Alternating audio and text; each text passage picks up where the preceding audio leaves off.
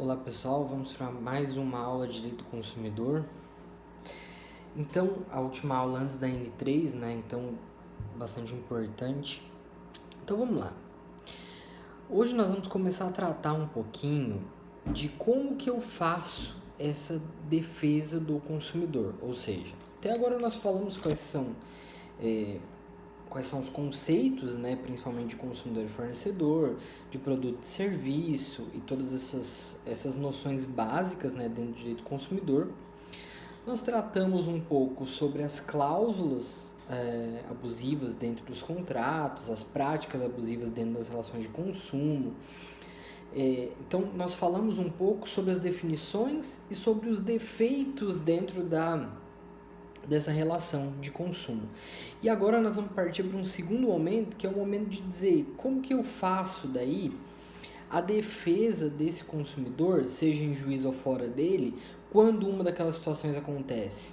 Quando eu tenho ali um consumidor dentro daquelas definições da lei, dentro da definição do artigo 2º, quando eu tenho um fornecedor dentro da definição do artigo 3º, e eu tenho lá um defeito no produto ou no serviço, eu tenho lá um vício no produto ou no serviço, ou eu tenho uma prática, uma cláusula abusiva dentro do contrato, e aí? O que eu faço? O que eu faço quando é um só? O que eu faço quando são vários? Isso que nós vamos começar a tratar um pouquinho hoje.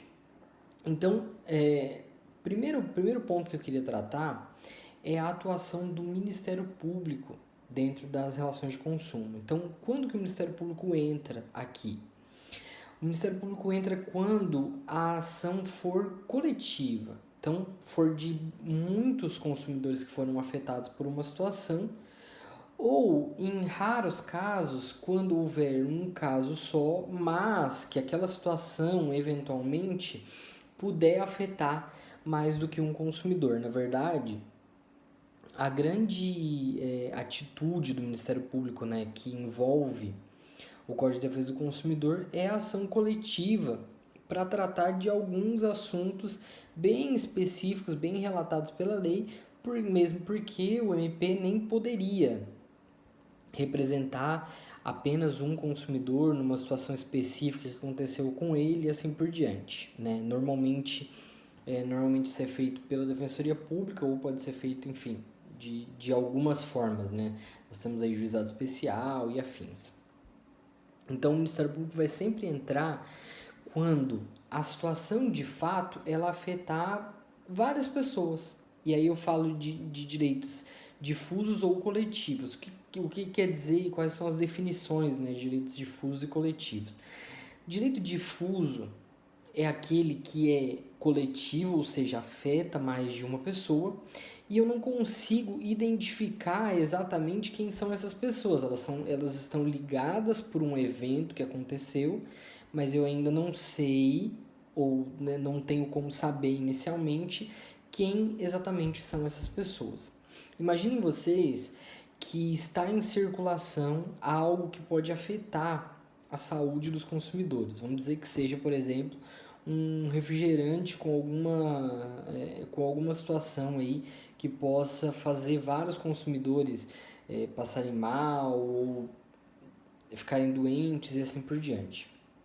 Então, se a gente for pensar nessa situação, eu não tenho, pelo menos inicialmente, como saber quem são todos os afetados por essa situação, porque aí eu teria que investigar primeiro para onde esse refrigerante foi vendido, quem são os consumidores, quem ingeriu efetivamente, etc. Então, mesmo que eu diga, por exemplo, que o refrigerante X ele foi vendido no mercado Y, eu ainda teria que investigar quem foram os consumidores que compraram lá e se esses compradores são efetivamente as pessoas que ingeriram. Imaginem vocês que uma pessoa pode ter comprado naquele mercado o refrigerante, ela pode ter dado uma festa na casa dela para 30 pessoas e todas as 30 pessoas terem tomado aquele refrigerante. Então veja a dificuldade que eu tenho de identificar quem são aquelas pessoas efetivamente afetadas por essa situação. Como eu não tenho como identificar, eu digo que é um direito, que é uma situação coletiva, né? e que eu não tenho um destinatário certo. Agora, então, por isso que eu chamo de difuso, né? E agora, os direitos coletivos são aqueles em que eu tenho como identificar o grupo de pessoas que foram afetadas. Então, eu sei, pelo menos em tese, quem são aquelas pessoas que estão sendo afetadas, ainda que eu não saiba individualmente cada uma delas, eu sei que existe um determinado grupo que foi afetado por aquela situação e que, portanto, eu posso dividir, eu posso identificar, eu posso separar, beleza? Então, essa aí é a definição básica aí do que seria um direito coletivo, do que seria um direito difuso, né? E em ambas as situações, o Ministério Público pode entrar em cena para propor uma ação coletiva, por exemplo, para instaurar inquérito civil dentro do próprio Ministério Público para investigação dos fatos e assim por diante. Então, o Ministério Público tem sim uma atuação forte dentro do direito do consumidor, né? Mas quando acontecem essas situações que a gente chama de coletivas de forma geral, né? Poderia dizer que seria um coletivo um coletivo lato sensu, e um coletivo estrito sensu seria aquele coletivo que eu acabei de dizer, e aí separado do direito difuso, por exemplo. Então, uma situação aqui que é bem interessante de tratar é que o MP ele sempre está envolvido no que a gente chama de macro temas do direito do consumidor.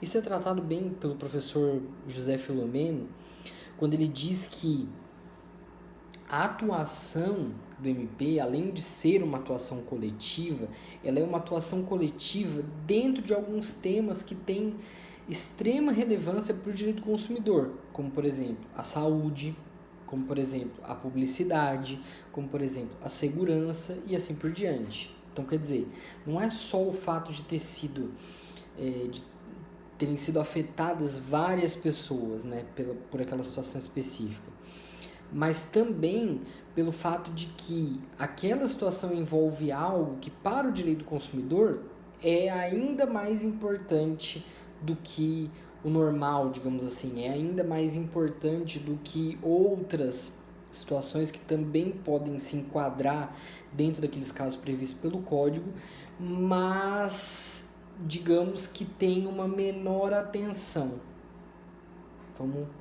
Vamos tratar dessa forma. Beleza? Já voltamos no próximo bloco.